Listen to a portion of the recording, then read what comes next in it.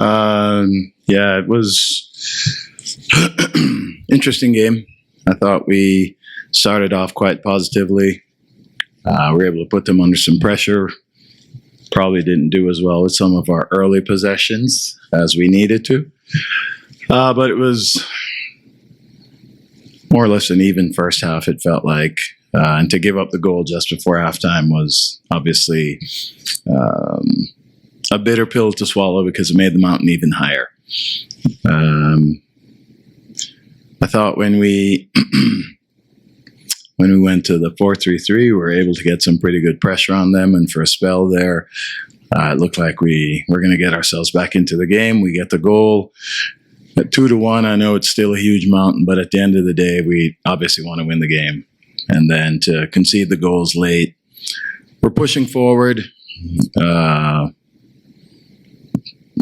Still don't think we handled the transition as well as we needed to, and credit to them, they have some very good players. So in the end, it's certainly disappointing to lose the way we did. And like most games, we have moments in the game where it was really positive, but again, those moments need to be longer.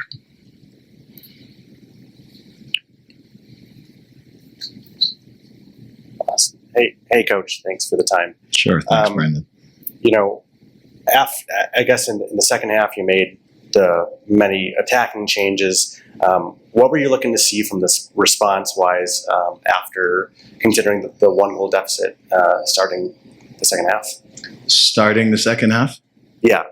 Before the changes were made? Yes. Or after? Sorry. After the changes were made. Yes. Yeah, I mean, certainly with putting 3 forwards up front, the idea was to try to get more pressure on them early, which we did.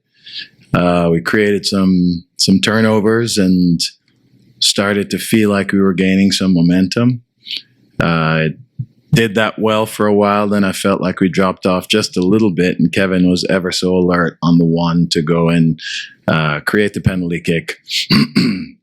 But really going to the 4-3-3 was about getting more attacking players on the field, getting wingers on the field. Now we've certainly won lots of games here in a 3-4-3 over the years, and we felt like we needed to keep them at bay because they're a talented and good team.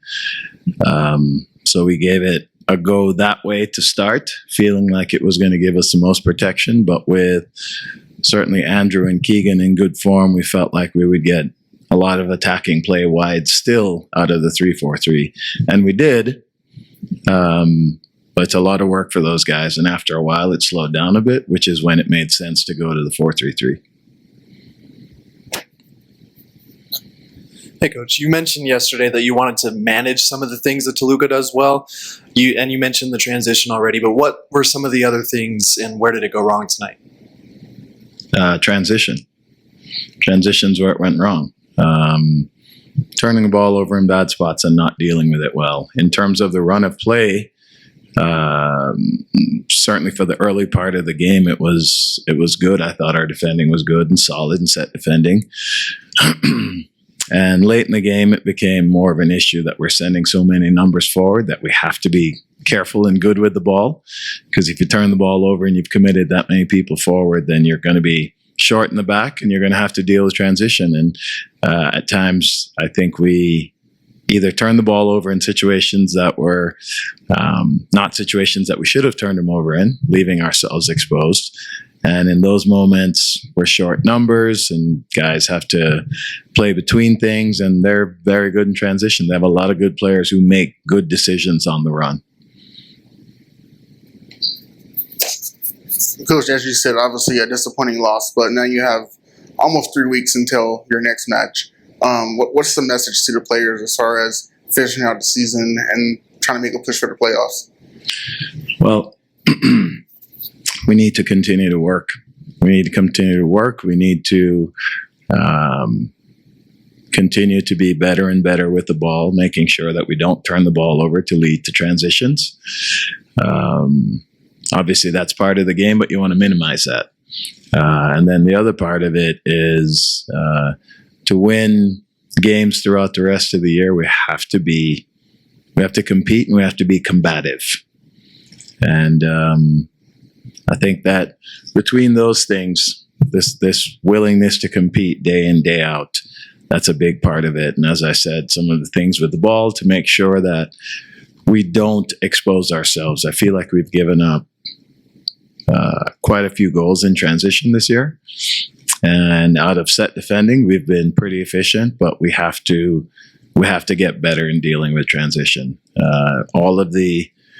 Not all, but most of the harrowing moments we've had certainly here in the last month or so seem to all be off transition. So we have to continue to get better at that. Any other questions? Robin, I saw Moise leave the field clearly frustrated right after full time. And, not to single him out specifically, but I guess, when Toluca scored 3 goals in the last 15 minutes, in your mind, is leaving the field in that matter without thanking supporters or really anything like that acceptable, considering the team culture that everybody's tried to set from rookies and veterans alike?